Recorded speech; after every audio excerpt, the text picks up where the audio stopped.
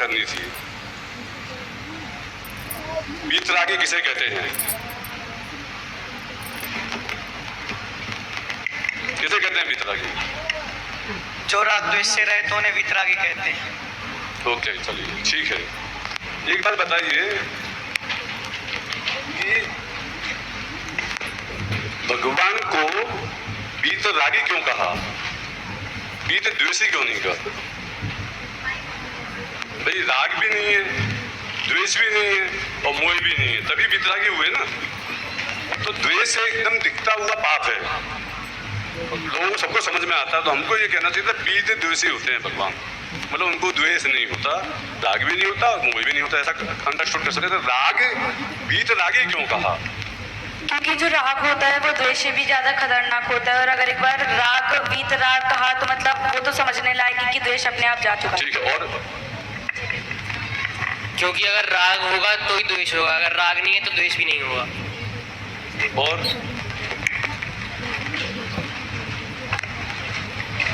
राग के साथ साथ तो द्वेष भी होता है, और उसके साथ मतलब राग और द्वेष, मतलब राग में द्वेष आ जाता है, वो राग शॉर्ट फॉर्म है द्वेष और मोह का। द्वेष पहले जाता है और राग बाद में जाता है, राग 10वें गुण स्थान तक चलता है, इसलिए वीतरागी कहा। और राग में ही द्वेष कर लेते हैं। ओके, चलिए ठीक है। वीतरागी इसलिए कहा क्योंकि कोई किसी भी तरह का द्वेष हो, कोई उसे अच्छा मानता कि दुनिया में कोई भी जना, किसी भी तरह के द्वेष को दुनिया में अच्छा नहीं माना जाता। लेकिन राग के साथ ही बात, हम धर्म राग को, भगवान के राग को, हमारे बच्चे के प्रति राग को निर्दोष मानते हैं, अच्छा मानते हैं। वो तो होना ही चाहिए हमारे जीवन में। द्वेष के साथ ऐसा नहीं है। और वो बाकी सबने कारण बताया वो सही है सारे, कि राग में द्वेष का गर्भित हो गया, राग के कारण ही द्वेष होता है। दुनिया में जितने भी द्वेष के कारण हैं, द्वेष का अपने आप में कोई कारण नहीं है किसी भी व्यक्ति को।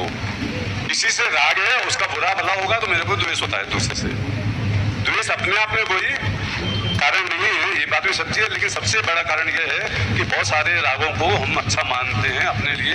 धर्म राग अपनी आत्मा, हमारे आत्मा में जाने का हमारा जो विकल्प है वो राग, कि मैं अपनी आत्मा में जाऊं, मैं अपने ज्ञान करना, ये है। हमें वीतरागी भी होना है, सर्वज्ञ भी होना है। तो दोनों ही पहले हुए, कौन सा बाद में, उससे क्या फर्क पड़ता है? हमें तो दोनों ही होना है। कोई फर्क पड़ेगा कि नहीं पड़ेगा? बोलिए बोलिए, दीजिए जल्दी से माइक फटाफट। यदि भगवान वीतरागी होने से पहले सर्वज्ञ होते तो उन्हें सब चीजों का ज्ञान होता, और इससे उनका यानी राग द्वेष वगैरह नष्ट नहीं हो सकता था। इसलिए पहले वीतरागी हुए, फिर वो सर्वज्ञ हो कर। अच्छा, इनको दीजिए, माता जी को दीजिए। अगर पहले वीतरागता ना कि सर्वज्ञता होती तो सबसे ज्यादा दुखी कोई होते। ओह, ये बात सही है कि गलत है? क्यों होंगे दुखी भाई? सब कुछ जानते हैं तो दुखी क्यों होना चाहिए? बताओ भाई, गलत है कि सच्ची है? अगर पहले सर्वज्ञता आती तो भगवान के साथ जो हुआ है पूर्व में किसने क्या करा, तो भगवान सोचते मेरे साथ ऐसा हुआ तो मैं। प्रश्न ये नहीं है कि क्या है, प्रश्न ये है कि इनने जवाब दिया वो सही है कि गलत है? सही है। सही है। सही तो क्यों सही है? अब बताओ ये सारा कारण। ठीक है, अब तीसरे को दो। मेरे को यदि पहले मेरे को जची नहीं तुम्हारी बात, सही जवाब वाले को दो। यदि सर्वज्ञता पहले हो जाती और वीतरागता बाद में होती तो फिर उनको राग द्वेष हुए बिना नहीं रहता। क्या? सर्वज्ञता के साथ साथ फिर उनको राग द्वेष जरूर पैदा होता, इसीलिए पहले वीतरागता होती है, फिर सर्वज्ञता होती है। तो और किसी को दीजिए इस साइड से। द्वेष करने के लिए अनंत गेर मिल जाते हैं, उन्हें राग द्वेष करने के लिए अनंत विषय मिल जाते हैं। मतलब प्रकारांतर से इनका जो जवाब है वही जवाब इन लोगों का भी है, अलग अलग शब्दों में। ये जवाब एकदम सही है। अब कभी भी मैं कोई भी रिएक्शन दे रहा हूँ, आप अपने ज्ञान पे कॉन्फिडेंस रखो, लॉजिक पे, उससे प्रभावित होने की जरूरत नहीं। जो सही है सही है। मैं कभी भी बोल सकता हूँ यार ये बात मेरे को जची नहीं। ये जानने के लिए कि आप में कॉन्फिडेंस है कि नहीं, समझ में आया कि नहीं, ठीक है ना। तो ये बात सच्ची है। तो इसलिए वीतरागता पहले होती है, क्यों?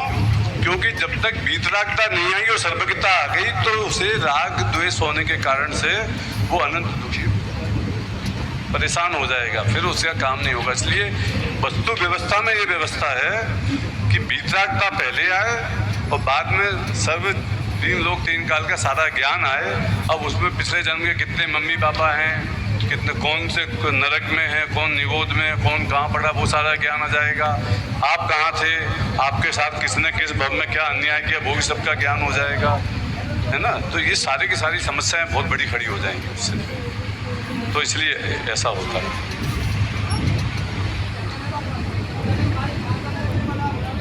अच्छा एक बार बताइए, भगवान के प्रति यदि राग है हमको तो वो अच्छा है कि बुरा है?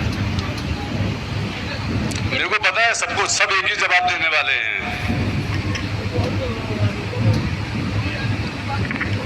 भगवान के प्रति हमारा राग है वो अच्छा है या बुरा है? फिर भी जवाब दीजिए। भगवान के प्रति जो हमारा राग है वो बुरा है। अभी तो आप अज्ञानी हो ना, अभी तो आप अज्ञानी हो। लेकिन जो सच है वो तो सच ही है ना। वस्तु का जो स्वरूप है वो तो वही रहेगा ना। जहाँ हम अज्ञानी तो हम पर्याय दृष्टि से है ना। नहीं, पर्याय दृष्टि से तो ज्ञानी हो, लेकिन अभी तो अज्ञानी ही हो ना। हाँ, और सुख प्राप्त करना है, भगवान पूरे ज्ञानी हो गए तो उनके प्रति हमारा राग तो होना स्वाभाविक है ना। स्वाभाविक है, राग होता भी है, लेकिन वो सही नहीं है, वो हमारा लक्ष्य नहीं है। मतलब होगा लेकिन उसे अच्छा नहीं कह सकते। हाँ, ओके, ये बात सही बोल रही है।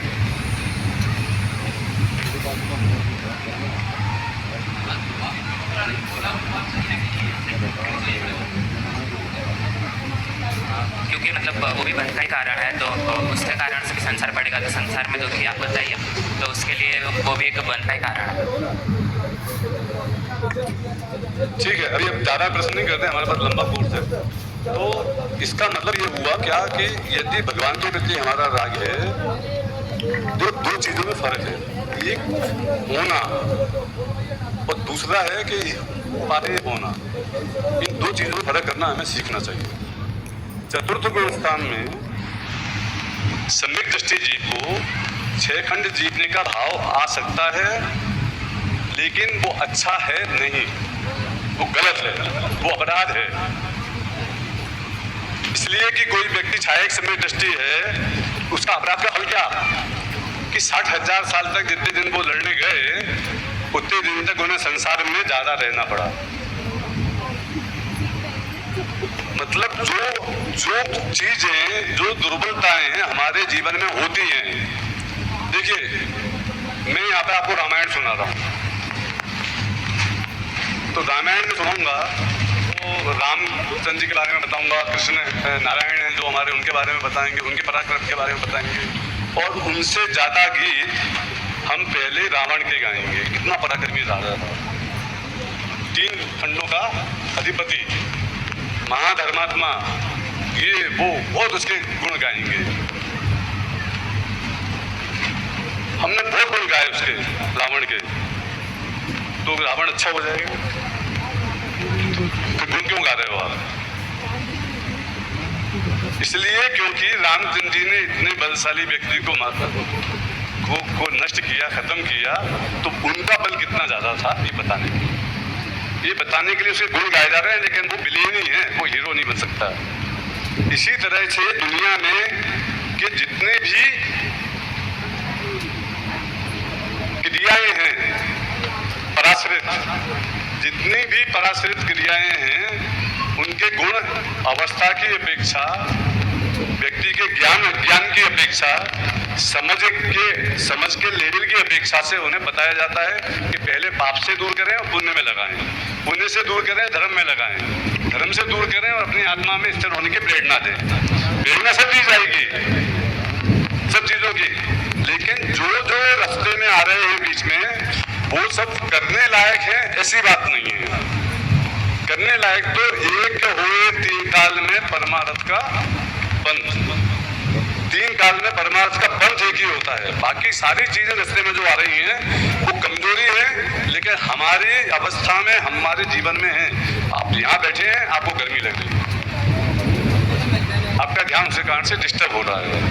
नहीं, ये तो हमारा अधिकार है ना गर्मी, इसलिए लग रही है। मतलब ये क्या गलत कर रहे हैं? नहीं, गलत तो है, क्योंकि आपका उपयोग इस बात में नहीं लग रहा है, आपका गर्मी में उपयोग जा रहा है बात, इसलिए उसे सही नहीं कहा जा सकता। लेकिन आपकी अवस्था में होता है, आप उसे जबरदस्ती चेंज करने की कोशिश करेंगे तो वो संभव नहीं है, तो आकुलता और ज्यादा बढ़ेगी। आपके जीवन में वो क्रियाएं हो जाती हैं। कोई भी बात पूर्ण मुक्ति के अलावा उसके पहले तक के जो भी चीजें हैं वो सारी सारे हमारे जीवन में होती अवश्य हैं, लेकिन वो सारी की सारी उपाधि हैं ऐसा नहीं है। ठीक है, वीतरागता कब से आरंभ होती है? वीतरागता कब से आरंभ होती है?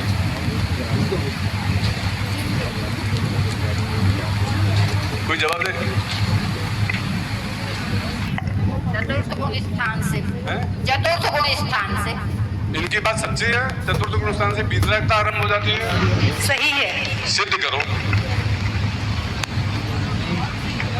सिद्ध करो। उनकी उपादेय बुद्धि खत्म हो जाती है फल पदार्थों से, इसलिए उनकी वीतरागता। नहीं, टेक्निकली सिद्ध करो आप।